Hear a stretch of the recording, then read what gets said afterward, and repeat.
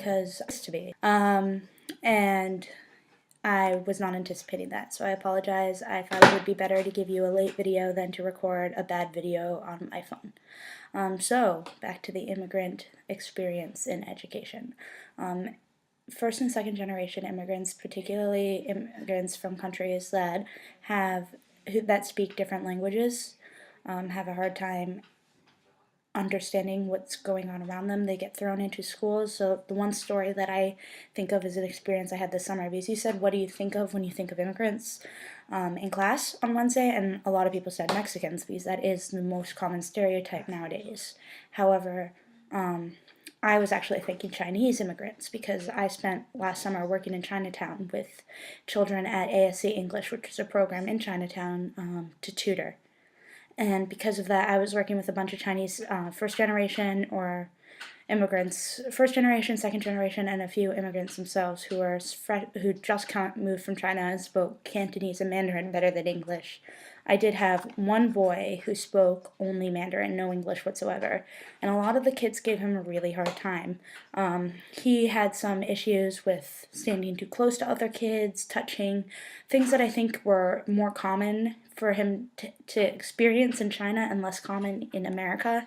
And other kids would make fun of him in English, even though a lot of them spoke Mandarin. They would make fun of him in English right in front of him, and he would get angry, he would start hitting, he would get violent, and there was only so much I could do, because like he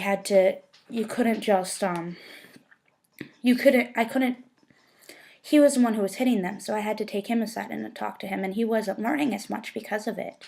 And it was a very difficult situation. We ended up having to do lectures on bullying and what bullying is, and we had translators in the class for him, but it just wasn't the same.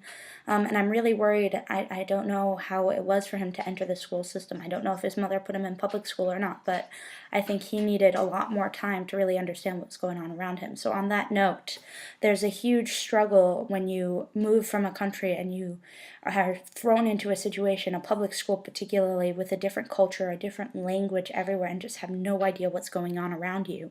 It's frustrating, it's scary, and there's no question that you won't do well on academics when your needs such as friendship or even just the basic need of understanding is just not being met. Even with a translator, it's just not the same to sit in a classroom and have someone translating what the teacher is saying. You're not experiencing the same educational experience as everyone else. As for solutions to this, I'm not sure what the correct solution is. I mean, full immersion programs are helpful in helping children learn different languages and pick up English when it's necessary, but it's really hard to accommodate all the different languages that are spoken. I mean, in my preschool classroom, we had a child who was exposed to 6 languages in his livelihood, because his family had immigrated from Eritrea in Africa. So he had I don't know what language he spoke in Eritrea, because on our list it said the language of Africa, which was very specific, oddly.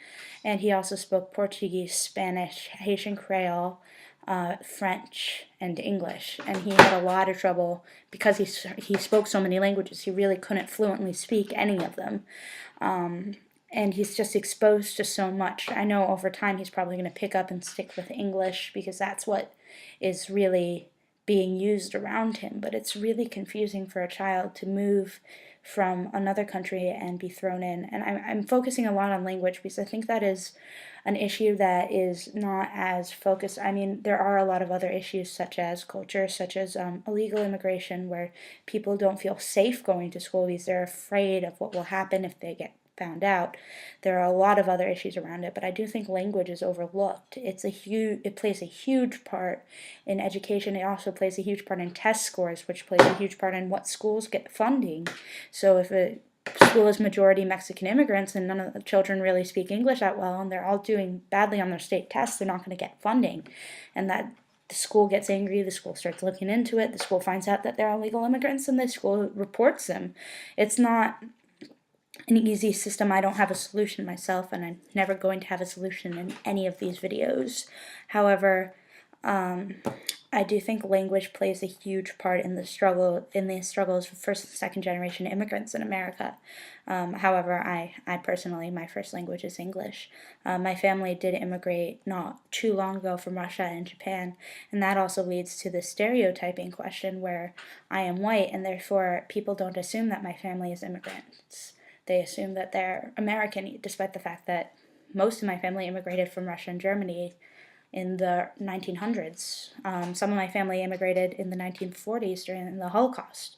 So it's like there is some amount of stereotyping where you assume that someone who looks foreign is an immigrant, even if they aren't. So that is another issue that is really hard to find a solution to. So I yeah. Thank you for class on Wednesday. And once again, I'm sorry it's late. I had a tournament and wasn't anticipating getting snowed in. I will hopefully be on time for the rest of the videos. Thank you. See you in class on Wednesday.